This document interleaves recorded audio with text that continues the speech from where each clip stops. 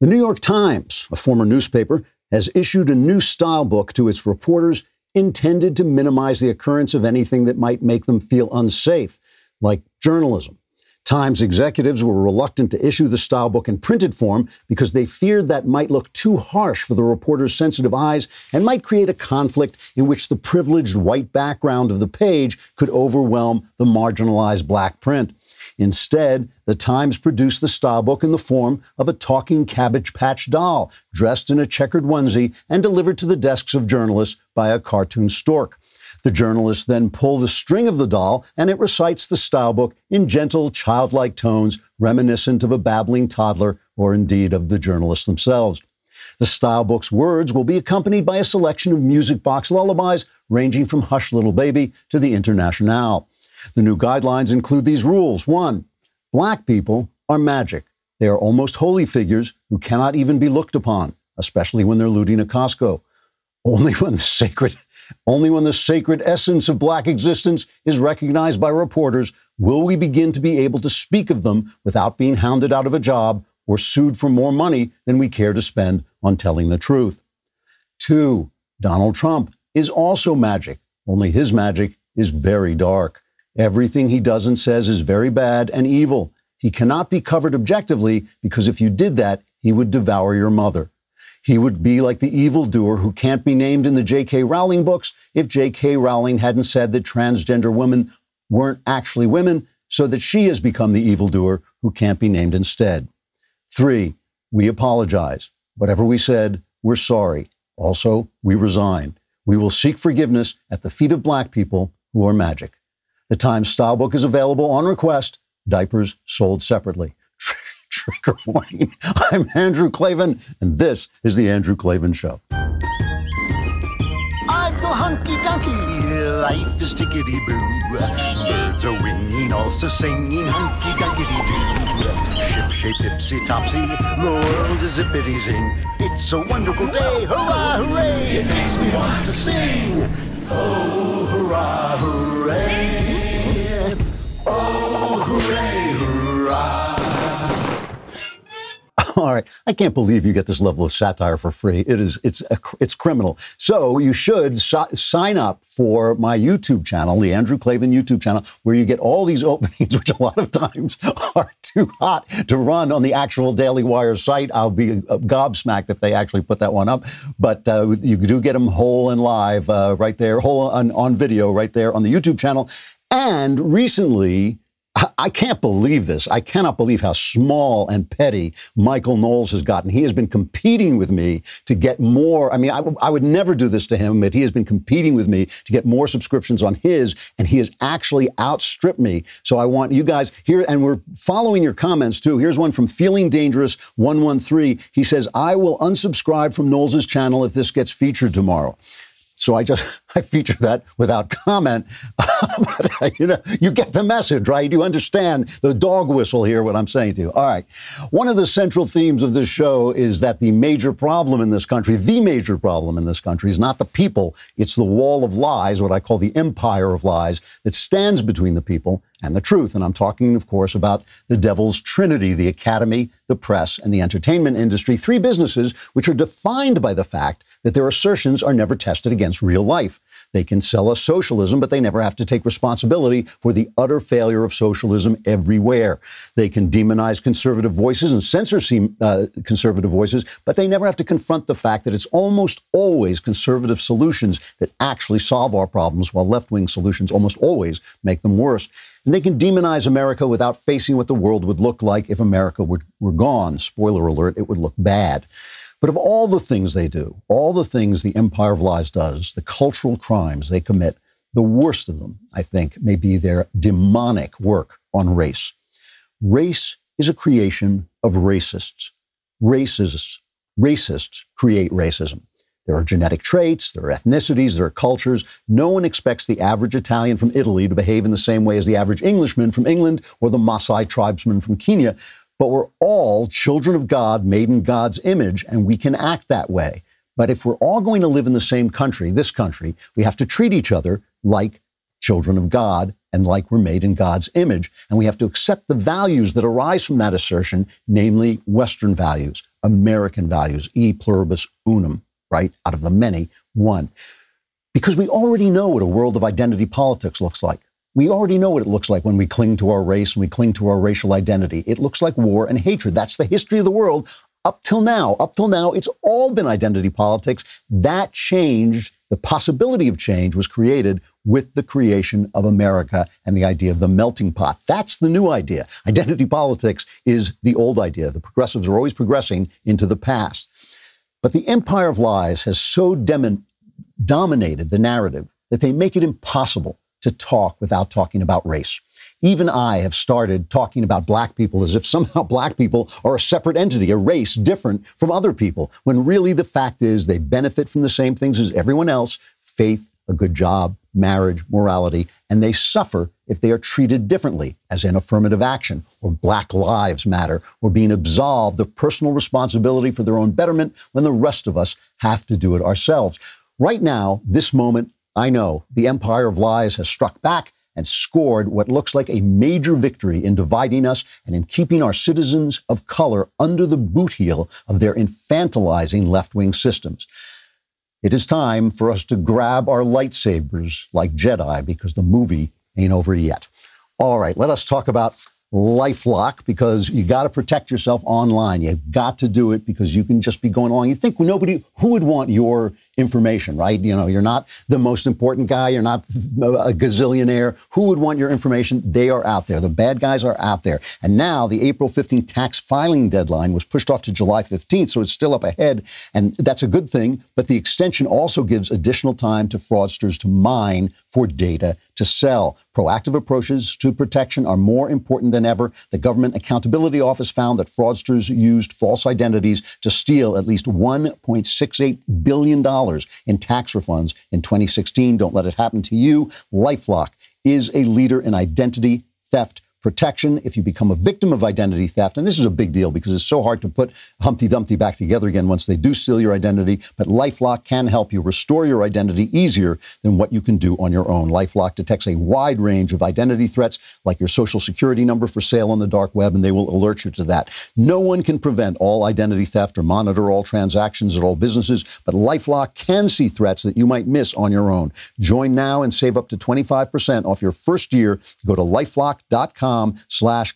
That's lifelock.com/Klavan for 25% off. Most of you have to go on the dark net if you want to find out how to spell Klavan, but I'm telling you for free, it is Klavan. You were too smart to be acting this dumb. Exactly. So, all right, let's begin by talking about the funeral in Houston yesterday of George Floyd. I always want to call him Lloyd George, like the Prime Minister, George Floyd. And, you know, Candace Owens put out a video talking about his criminal career, Floyd's criminal career, and I haven't talked about that much because the guy is dead. I don't want to speak ill of the dead, and obviously that's no excuse for what the cop did and the fact that he was killed. But that wasn't Candace's point. The point she was making is it's not good. It is not good for people to hagiographize, to make a saint out of a guy like that, right? It is one thing to say, to mourn him. It's one thing for his family to mourn him, but to elevate him as a saint is not a good thing. Yesterday, for the first time ever, an Air Force general named Charles Brown Jr. was confirmed by the Senate as the first black guy ever to head a major branch of the military. And he spoke very movingly about living in two worlds, coming up in two worlds, the world of being an Air Force guy and the world of being a black guy, and sometimes being treated differently, often being treated differently. I have a lot of respect for that, and you can hear that message, and we can discuss that message as individuals among us, right? Because here's a hero. Here's a guy who's for us all. He's an American. He's an American hero. That's the kind of person you want to put ahead, and it is the left and it is the media that elevates the people who shouldn't be elevated as role models for people who need better models than that. So I'm only going to play one scene from the funeral. I want to just play this Al Sharpton cut, who was giving the eulogy. This is cut 13. We are not fighting some disconnected incidents. We are fighting an institutional, systemic problem that has been allowed to permeate since we were brought to these shores. And we are fighting wickedness in high places. So let's talk about that for a minute. Let's talk about wickedness in high places. Al Sharpton, I once made the joke that Al Sharpton has dedicated his life to the improvement of the black man, Al Sharpton. This is true. This guy is a fraud. This guy's a fraudster. He's a hater. He is an evildoer, and he has been for a long, long time. In I think it was 87, but it was back in the 80s, there was a young girl named Tawana Brawley, a teenage girl named Tawana Brawley, who falsely claimed that she was raped. Sharpton, his top advisors say that Sharpton suspected that this was a hoax, but he became her, quote, advisor. He accused a police officer of the rape, and the cop, who was already a troubled guy, killed himself. And then Sharpton accused another man of killing the cop because he didn't want to take responsibility of him for it. In Crown Heights, this is 1991, a black child was accidentally killed by a car in a car accident, and the car was driven by a Hasidic Jew, and a small gang of local blacks murdered a Jewish man who had nothing to do with anything. They just picked him out and killed him in retaliation. Al Sharpton then stirred up anti-Jewish riots, basically to cover up that act, the murder. He stirred up anti-Jewish riots that were declared some of the worst anti-Semitic incidents, one of the worst anti-Semitic incidents in United States history, the Crown Heights riots. 1995, Al Sharpton helped incite a boycott against a Jewish store in Brooklyn.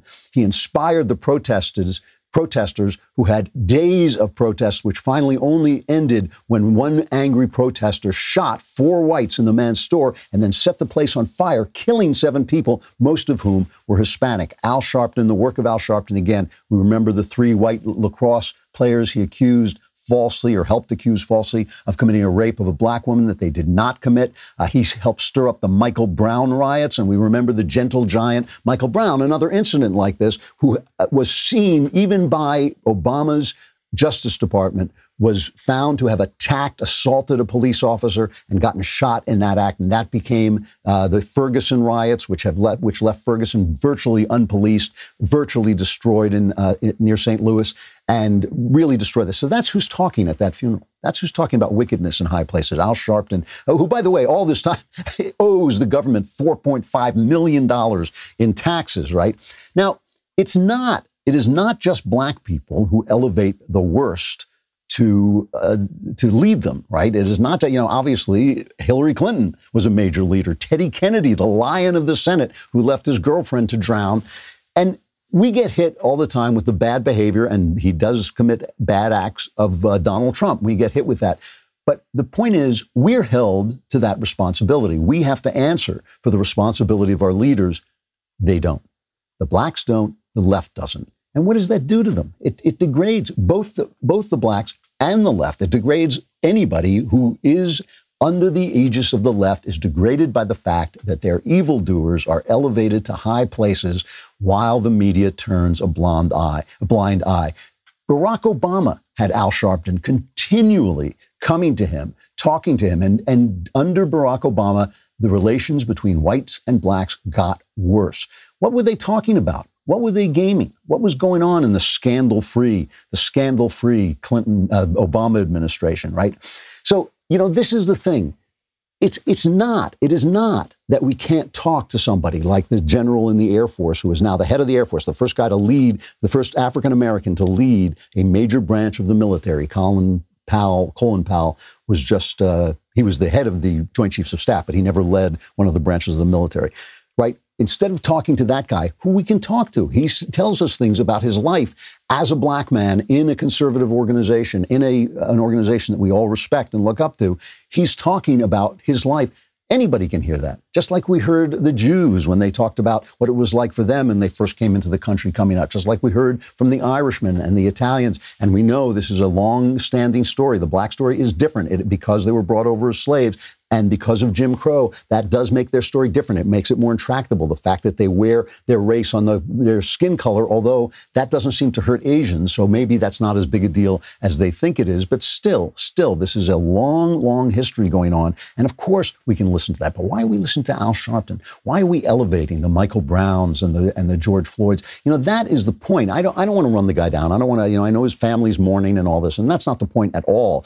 My point is simply that if you're, My point is simply this. Everything that divides us, that creates race, comes from the racists.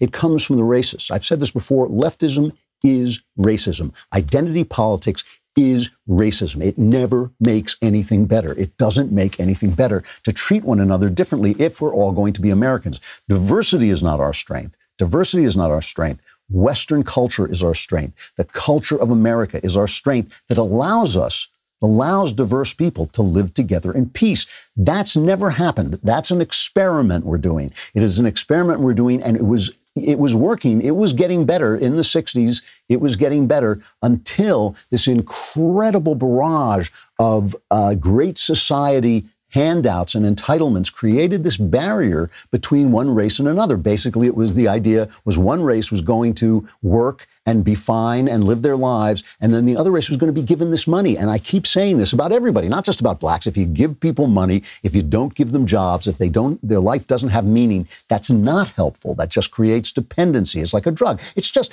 giving out welfare, giving out unemployment that is more than you would make with a job. It's the same as giving somebody meth. It's the same as giving somebody something that they can't get off. I mean, not everybody's going to get addicted, but a lot of people are going to be addicted. And of course, what they're addicted to is the Democratic Party and the bureaucracy that keeps that party in place, which is a bureaucracy of welfare that is basically just a way of giving out patronage jobs. And of course, a lot of that money never makes it to the people it's supposed to go to in the end anyway. But, here's the thing. There are lots of voices, not just white voices. There are lots of voices, even on the left, who know this. There are lots of voices, even on the left, who know this. Again, it's always the wall of lies between us that is the problem. There was a phone call between the idiot mayor of Chicago, Lori Lightfoot, where black people were being shot down like targets every day. They had a day of riots. There was looting. There were 48 shootings. There were 17 murders. There were over 100 police officers injured. And they had a conference call with the aldermen, the people who run the city. And one of the aldermen was a guy named Ray Lopez, and he's a big critic of Lori Lightfoot. And he started to tell her what was going on in his neighborhood. And this is her response. I got gangbangers with AK-47s walking around right now, just waiting to settle some scores. What are we going to do, and what do we tell our residents other than good faith people stand up? It's not going to be enough. I think you're 100% full of shit is what I think. If you think no offense, you then. Hold on. Who are you to tell me I'm full of shit? And if you think we were not ready and we stood by and let the neighborhood go up, there's nothing intelligent that I can say to you. It's like, thanks very much and shut up. I want to play cut one as well. This is Leo Terrell versus Cornel West on the Hannity Show, as Leo Terrell, a civil rights lawyer, is trying to tell Cornel West that you need education, you need marriage, you need other things. You cannot defund the police, when Cornel West refuses to say he won't defund the police. He won't support that. Cut one. There's looting going on, and you try to conflate. No, it's my turn. It's my turn. You try to conflate protesting and police misconduct. And shame on you. And you're absolutely wrong. You won't address the issue. You will refuse to address the issue because I'm talking to you. You're not my brother. You're not my brother.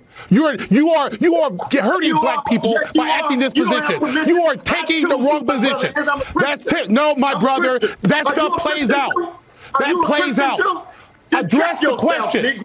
Do you? Oh, my gosh. You have lost control. You're a dinosaur. You're an outright dinosaur. That's a tactic that Cornel West uses. He uses it all the time. He talks in this flowery, loving way, and then the minute somebody presents him with the facts, he begins to shout them down. It's a performance, but it's a performance with a point. The point is, shut up. These people are trying to talk. These people like Leo Terrell and this guy, this leftist alderman in Chicago, they're trying to tell the truth. They're trying to, but the establishment is telling them the message, shut up. And they're telling it to us, too. We can be friends. We can talk together. We can help things, but we can't do it as long as this empire of lies is passing on that message. The other thing that just completely divides us is this double standard. And the double standard, as I'm watching this funeral, I think a lot of people were thinking the same thing. They were thinking, well, 2 weeks ago, I couldn't go and sit by my mother while she died. 2 weeks ago, I couldn't invite anybody to my wedding.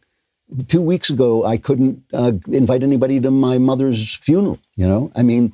all of these things that broke people's hearts, that you would, we were reading the newspaper in tears about these stories and trusting to some degree, some of us, to the experts who were telling us this was necessary. It was necessary that your grandmother died alone. It was necessary that no one could come to your father's funeral. It was necessary that you couldn't get married in front of your friends. And now suddenly we're having this massive funeral and everybody is sitting there and thinking, what is this? What's going on here? The First Amendment protects the right to worship, and yet the churches are closed, and it protects the right to protest peacefully, and yet people are protesting in massive, massive numbers. Where is the double standard? Health experts are suddenly, the expertise is suddenly, the Chinese flu spreads, but this is more important. It's more important. Well, why isn't praying to God more important? I mean, how is that? How can you say to me, we have to bring everybody together? There's systemic racism. Where's that? That's systemic racism. That is systemic racism. The people who are telling you they're your friends are not your friends. What would I say to a friend? What would I say to a friend if he told me, oh, well, everybody has privilege that I don't have? I would say, man, as my friend, as a friend to a friend, sack up. Forget about the fact that life is unfair. LeBron James has talent that I'll never have, and he makes money for putting a ball through a hoop, where I, for being an absolute brilliant guy, don't make that kind of money. Life is unfair. Do your thing. Do what God has sent you to do, which is not to whine and not to complain about the unfairness of life, but to get on your horse and do what you're supposed to do. That's what I would say to a friend. If a friend came to me and said, oh, the police are bothering me, I would say, hey, are you taking drugs? Are you committing crimes? Are you driving at 100 miles an hour on the freeway? Are you doing the things that you need to do to get your children educated? Did you marry the woman who has your children? That's what I would say to a friend. That's what I would say to a pal. I would take them aside. You ask any of my friends, and they'll tell you that's what I would say. What is it suddenly that I can't say that to you because your skin happens to be brown? It's the racists who create the race. It's the racists who create the race. And what the left has done is accepted the values of the racists.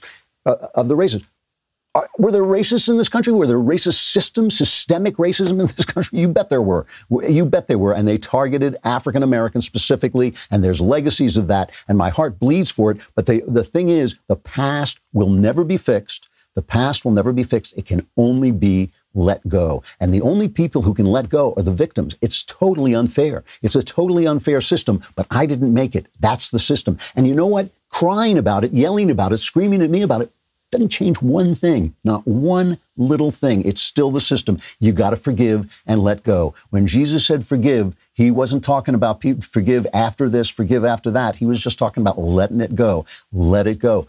Listen, I always say this, if you listen to Jesus, he wasn't like telling you do this or, a big lightning bolt is going to hit you. He's telling you do this and you'll have a better life. This is what I would say to a friend. Why am I not talking to my fellow citizens as friends just because their skin is black? It's because the racists create the race, and the racists are where they've always been. They're in the Democrat Party, and now they're in the media, and now they're in the Academy, and now they're accepting Oscars. They took Gone with the Wind off HBO Max. Now, they said they're going to put it back up there. And of course, it's selling off Amazon like crazy. And you should, by the way, you should buy movies in disc form so you can watch them so they can't pull this garbage. But they pulled down Gone with the Wind. Now, Gone with the Wind is a great movie. It's a great movie. And do I cringe a little bit when I watch it? Yeah, but that's the past. The past, sometimes makes us cringe. We change, our attitudes change, things change. But I want to hear from the past, because without the past, we've only got the present. We don't know anything, right? And it's a great movie. It is one of the most entertaining movies ever made. It may be one of the top 3 American movies ever made. And of course, it is the first time a black person won an Academy Award. Hattie McDaniels, that's who played Mammy in it. Here's a clip of her accepting the Hattie McDaniel. That's what it was. Here's her Oscar speech. Academy of Motion Picture Arts and Science, fellow members of the motion picture industry, and honored guests. This is one of the happiest moments of my life. And I want to thank each one of you who had a part in selecting me for one of the awards. For your kindness, it has made me feel very, very humble. And I shall always hold it as a beacon for anything that I may be able to do in the future. I sincerely hope I shall always be a credit to my race and to the motion picture industry. My heart is too full to tell you just how I feel. And may I say thank you, and God bless you. That's a woman standing in a hotel where they didn't let black people in. That's a woman standing in a segregated hotel. David O. Selznick, the great producer, he had to deal with the hotel to allow her to come in. She wasn't allowed to sit with the other actors in the film. Clark Gable, God bless him, Clark Gable was her good friend and was constantly fighting for her, protesting anytime she was left out of things. That was a woman who was genuinely struggling, right? You're an actor today. You may run into racism, but you're not running into anything that lady, what that lady ran into. You're going to erase her achievement. You're going to erase the past and say, we all stand on the shoulders of giants. We're not flying. These people on the left, they think they're flying around, but they're standing on the shoulders of a lot of people, white and black, just people.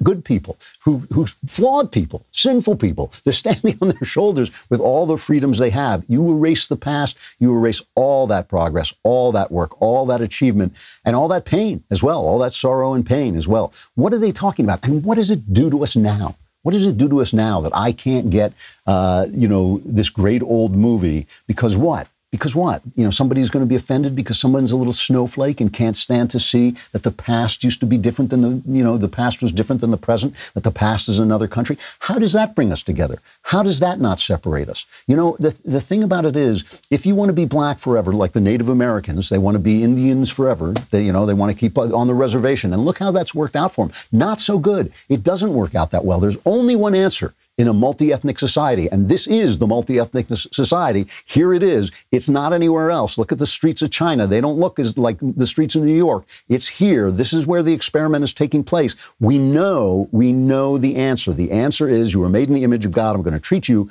personally, not your race. Your race wasn't made in the image of God. You were made in the image of God, and that's the way I'm going to treat you. We know that's the answer. It's the only right answer. Is it hard? Yeah, but once you get to the mountain peak, every direction is down. Right? That's the top. The top is we treat each person like he's the image of God. And that's not going to happen with special favors. That's not going to happen if you defund the police. It's not going to happen if you defund the police and now I can't get a cop to come because, Black Lives Matter.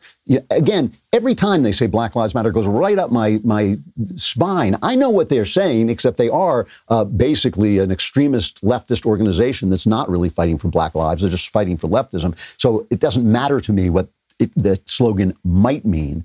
All lives matter. Not all lives matter. Each life matters. Each life matters. And that's the thing. If we're not going to deal with each other as Americans and as individuals, we're screwed. We're screwed. This is an experiment. It can go terribly wrong, right? When you're down in the lab and you're mixing stuff together, different chemicals together, they can blow up in your face. They can leave you like the guys in the cartoon with your hair all in singes and ashes and things dripping off you. That's what we can look like. Or we can put this thing away. We can put it away. It's the only choice. It's the only choice. I'm telling you, if we don't speak to each other like friends speak, which is tough, if we don't speak to each other as individuals and as people, we're done. We're done. And that's the left's plan. That is basically the strategy of the empire of lies. All right. All you people who are whining about, all access, you can't afford all access. You need food. You need rent. Well, we have a lower tier that gives you so many good things, and it's much, much cheaper. It's called the Reader's Pass. Usually it costs about $3? $3 a month. But we are giving you the first month for 99 cents. That is $1. And then it's $36 for the year after that. You get articles ad-free. You get the Daily Wire exclusives. You get the app and all that stuff. You get lots of great stuff. So first go over and unsubscribe from Knowles' YouTube channel, and then go over to dailywire.com/subscribe. And for $1, you can test out the Reader's Pass. All right, the mailbag is coming up where your life matters.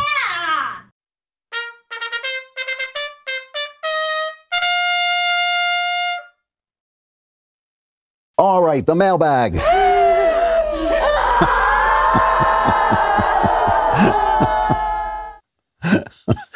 All right. I want to start. We asked for video questions again, and please, anytime you want to send in a video to the mailbag that's less than a minute long. And we got one question a lot of times in this one. A lot of people thinking about the same thing. I want to play the one of the trucker. I think his name was Nicholas. Is that the one, the longer one? Play that one. Hi there, Klavan. My name's Nicholas, and I'm a trucker. I'm on the road all the time. I've been out since the whole COVID thing started in March. So I've been watching all this chaos develop over the last couple of months just from the seclusion of my truck and what I can see on my phone. And what I'm wondering is, up until now, I've never been nervous about the state of the world. I've never been afraid of what's going on, but after these riots last weekend, that started to break down for me. I don't know why, but I'm starting to, it feels like God's not in control almost, you know? And this is a new feeling for me, but I just want to know what your belief is. Like, do you think that there's still hope for this country right now? And I wish you all the best. Thank you.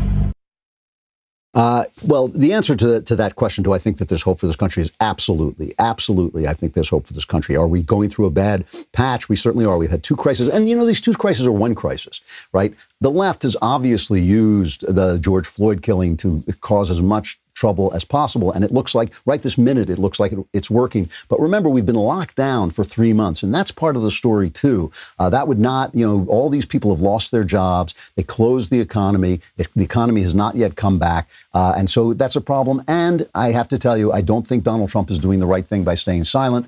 Maybe he has some plan that's smarter than my plan. It's entirely possible. But I think he should come forward and make a speech. I think we need to hear from him.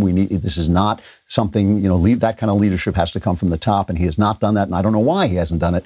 But he needs to talk to all of us and tell us that things are going to be okay. But here's the thing. When you're watching this, you have to remember a couple of things. That everything, all these feelings that you have about these things are relative. In the 30s, we had a massive depression in this country. In the 40s, we had a massive war, right?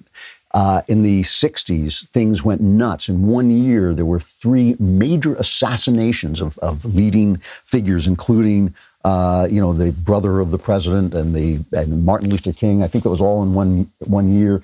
There were just assassinations all over the place. A very violent time. The 70s, again, really, really tough economic times, high crime, really brutal. Ronald Reagan turned this country around. Now, Christopher Caldwell makes the argument that he did it by plunging us into debt, and now some of the price of that is coming home to roost. And one of the things that happened is the civil rights laws have tangled up corporations in lawsuits that make them terrified. And so they are very likely to kowtow to the left and to the Black Lives Matter voices and suddenly say, Amazon is running things. Oh, we're in solidarity with the black race. Who cares? Who cares? Why aren't you in solidarity with everybody? With everybody, all Americans, because that's the way it's going to be, or it's not going to be anything at all. So this kind of thing has been going on. There's always turmoil in this country. Why? Because we're the country. We are the life of the world right now. We are the life of the world. We're the leading nation. Everybody watches us. Why are there protests all around the world about something that happened in Minnesota? You know, why are there protests all around the world? Because they're all living in our country, in their heads. That's it. And then when you are at the forefront of things, there were wars in Europe for 2,000 years. Europe was at war with itself for 2,000 years. Big, bloody, ugly wars between the French and the English. We look at them and think, you're all the same people. What are you doing? Big wars, the Spanish and the English, the Spanish and the French, everybody. They were always fighting. Now they don't fight wars anymore. And they think it's because they found the answer and it's universal health care. No, it's because they don't matter anymore. We are the life of the world. The life of the world is always where the action takes place, and it's always where the turmoil is and all the big turmoil. So we're going through turmoil. We've been through turmoil before. We can survive. That doesn't mean we will survive, and it doesn't mean we will survive well. It doesn't mean we will. We may not. I don't know. Nobody knows. That's the thing. But if you lose courage now, that doesn't help. If you despair now, as I always say, what is the purpose of despair? What's the plan when you despair? Some of my friends, they say, well, I'm just going to go to religion now. I'm going to just be with God and be at peace. And I understand that. I do understand it. We get weary, And I always tell them, if this country is going down into the tar pits, the last thing you're going to see is my clenched fist, because I'm not going to let it go. I'm not going to let it go. So look, there's the illusion that things have been peaceful because for 25 years, we had 25 good years with a good economy and things were pretty peaceful during that time. And now we've got a lot of turmoil. So there's that illusion that it's usually that things are supposed to be peaceful. The other thing is we are seeing things happening all over in our living room, in our computer right now, and it has an emotional effect on you. And a lot of you should get off Twitter and should get off social media. If you are feeling angry, if you're depressed, if you're constantly upset, get off social media. You don't need to know that an act of justice was committed, an act of injustice was committed in Chicago or in some other place. There's always an act of injustice being committed, always, always. All the time. The fact that it's in front of you right now changes your mood and changes your attitude. It's like the person who says, I lost my faith when my wife died in a plane accident. And you say, well, why didn't you lose your faith when somebody else's wife died in a plane accident, right? It's the same thing. It's because the emotions are being driven by your personal life. So now you're seeing everything that happens, and you've come out of a very quiet, prosperous time of 25 years. It basically ended in 2008, if not with 9/11, but that time ended, and now we have this kind of shock of real struggle. The furniture is floating in the room, the gravity has gone out of the room, and the furniture is floating around. We don't know where it's going to land, and that's frightening. It's frightening. I'm not telling you it's not. I'm just saying that this has happened before. We've come through. We've gotten better. Hopefully, we will again. But you're going to have to play. You're going to have to play the game of life and history, just like everybody else. From Anonymous, hello, Lord Klavan. As a Christian, are you so sure about Trump? Like you have been largely supportive of him, while often bothered and annoyed by his bad rhetoric and vanity. Like you have been tolerant of it because I think he's an important barrier against leftism. He goes on and on. It's a very long letter. But he says, do we go to all lengths to stave off leftism? Where do we draw the line? Well, I want to explain this about how I felt about Trump from the beginning and how I feel about him today, okay? Because I've explained this to some of the most intelligent people I know, and I suddenly realized they don't understand me. I had a chat with my son the other day, Spencer, who will be on tomorrow talking about the Bible and other interesting works of literature. And I had a conversation with him where I said, I suddenly realized that Americans don't understand what the word tragic means. In 2016, when we had an election between Donald Trump and Hillary Clinton, I said, this is a tragic election. And people thought, well, you don't support Trump or you support Hillary Clinton or, you think this is sad or whatever. Tragic doesn't mean sad. OK, that's not what it means. Tragic means there's no good outcome. My son put it this way. My son is a classics scholar. Spencer has a PhD from Oxford in classics. And he said, tragic is when there are two things that you must do. One is you must avenge your parents' murder. And the other is you must not harm your parents. And then your mother murders your father, like in a Greek play, right? That's tragic. There's no way out of that situation. There's literally no way out. When you run a felon like Hillary Clinton against a bombastic, blunderbuss like Donald Trump, that's tragic. There's not a good solution there.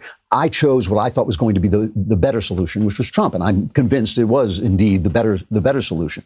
But Trump is also in a tragic position. What is good about Trump is also destructive about Trump. What is good about Trump is he has the voice, he has the thick skin, he has the pugilism to fight back against the empire of lies. And he is the only Republican, the one, maybe Ted Cruz, but I think Trump is the only Republican who understands that that's the fight we're in. We're not in a fight with Black Lives Matter. We're not in a fight with Antifa. We're in a fight with NBC. We're in a fight with ABC. We're in a fight with the New York Times. We're in a fight with Hollywood and the academies, and we have to win that fight. If we don't win that fight, nothing else is going to matter. And Trump is the only person who understands that, and he's the only person with the hide and the thickness and the meanness to fight that fight.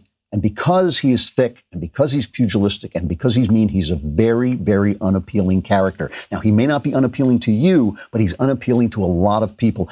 And he's insensitive. He is insensitive. And you say, oh, well, why should we be insensitive? It's because we're all in this together. The far left may have left the building. The far left may have literally left the building. But most people are in this. Most of us are in this together, left and right. We really are, because we're going to go down together. We're not going to go down by ourselves. If the left wins, we're all screwed, right? You've seen what happened in Venezuela. It will happen here. And so we're all screwed if they win. But all of us are screwed. So we're all in this together, trying to find a way forward. And Donald Trump has not been a uniting president. Now, Neither was Barack Obama. I get it. And Barack Obama gets away with it. I get it.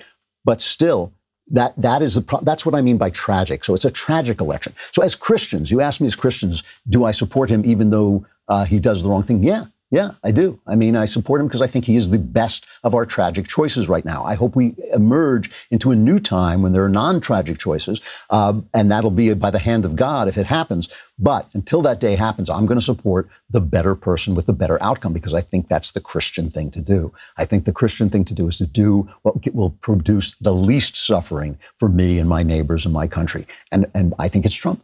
I think it's Trump. And so I defend him in what he does. And I constantly say, well, I don't like the rudeness and all this stuff. But I also understand this is a fight and you have to win. You have to win. So a lot of times I don't spend a lot of time knocking Trump because the left, I think that job is covered. I think that the job of knocking Trump is being done. But that doesn't stop it from being a tragic situation. And in a tragic situation, you have to do the best you can and hope that God leads you out into the promised land. It's the only thing you can do. All right, let's hear the shorter video question. Hey, Klavan. My question for you today is, if Eric Swalwell votes for Joe Biden, am I black? And while you answer that, I'd just like to let you know I am an all-access member as of last week. And on that note, save the Klavan. All right, that's Carl. Carl, if the question is, if Eric Swalwell votes for Joe Biden, am I black? And the answer is yes, you are, because Eric Swalwell is you. He said, I am you. And Joe Biden said, if you don't vote for me, you ain't black. So if Swalwell votes for him, he is black, and he is you, so you are black. So yes, that's the answer. From Stephanie, dear Mr. Klavan, I'm 28 years old, a wife and a mother to a wonderful little boy. Tonight I had a very sad and bitter conversation with my father on the state of the country. I posed the question of how we got where we are and whether it was out of the right silence or ignorance, and if relying only on the vote in November would really save anything. I was coldly told that my most important job was raising my son, and she says, I believe that is my greatest role, but I argued that if we stood by and did nothing, if the silent majority remained silent, our future would continue to be hijacked. Is it wrong for me to believe that the future is my responsibility in part? I got two answers to this question. Of course, you're not wrong. Of course, you should take political action. Of course, your son comes first. You know that. I mean, obviously, being a mother is the most important job anybody has. And so you should do that first. But that doesn't stop you from taking political action and from speaking out and from doing things. So obviously, your father may be speaking out of concern for you. He may be worried about his grandson. But obviously, those are things that you can do. What got me about this letter, though, is why were you coldly told this? Why did you have a sad and bitter conversation? What's going on between you and your father that you can't have that conversation in a nice way, in a compassionate way, where he says, I'm so concerned, as your dad, I'm so worried about you, as a grandfather, I'm so worried about you. I don't want you to stick your neck out, where you can make a decision about that on your own. He has the right to say what he has to say. But why is he cold and bitter, and why is that going on? So that's something that's not in the letter, and I don't know the answer to it, but I think that's something you should really look into, because that's the problem. Obviously, you should take whatever action you deem responsible and right and good. I mean, of course you should. Being a mother doesn't take you out of the world. I mean, it's your first job, but it's not your own. We all have other things that we do. But why is it so hard for you to have that conversation in a loving, compassionate way with your father? That's the thing that I ask about. This is from Rich. As Durham looks into the basis of the Russia collusion hoax, we didn't get to that story. We'll have to get to it tomorrow if we can. And it seems it may go on forever. What happens if Trump is not reelected? Could Biden or whomever is elected simply turn off Durham and no one is held to account and the truth is never told? Thanks, and keep up the awesome work. Yes, that's exactly what will happen. Durham's report will come out before the election. Barr said yesterday on the Bret Baier show that there are people who might be indicted whose names we will know. He's already said it won't be Biden and it won't be Obama, but he said there are people who might be indicted whose names we will know. But the justice will not be done if the Democrats come to power, because they cheat. Let's see, one more. From Kate. Oh, great and wise Klavan, I have been dating my current boyfriend for about 4.5 years. I'm 21 and he is almost 22. So 4.5 years, that means you were 17. or 16. We are both in college and live together during the school year, and he lives at his mom's house during the summer. Every time I talk about marriage with him, he says he is not sure I am the person he wants to spend his life with. I don't know what I should do, but I know whatever you say is 100% correct. Please help me save the Klavan. Yes, Kate, here's what you do. I want you to dig a square hole in the floor of your apartment and attach a lever to it. And when your boyfriend comes home, ask him to stand on the square and then pull the lever and let him disappear down the trap door. After 4.5 years, you've been together since high school. I understand that you had to grow up. You had to grow up first. But don't throw your youth away on a guy who doesn't want to marry you. If he's not sure, let him leave. Let him leave. Yeah, I mean, really, do not waste. Look, young women are at their prettiest and their most fertile. You're never going to be as pretty again as when you're young. You're never going to be as fertile again as when you're young. Young women should dedicate their early parts of their lives, if they can, to marriage and children, and then move on into the professions. There is absolutely no reason for a woman to model her life on a man's life. That's a stupid idea, right? So why are you living with a guy who's not sure? Why are you living with a guy who's not sure whether you're the person he wants to spend his life with? Time for him to decide. You're 21. That's old enough. You've been together a long time. He should decide. If not, turf him. All right, I gotta stop there. You asked, 100% correct. Will change your life, hopefully for the better. I will talk to you again tomorrow. I'm Andrew Klavan. This is The Andrew Klavan Show.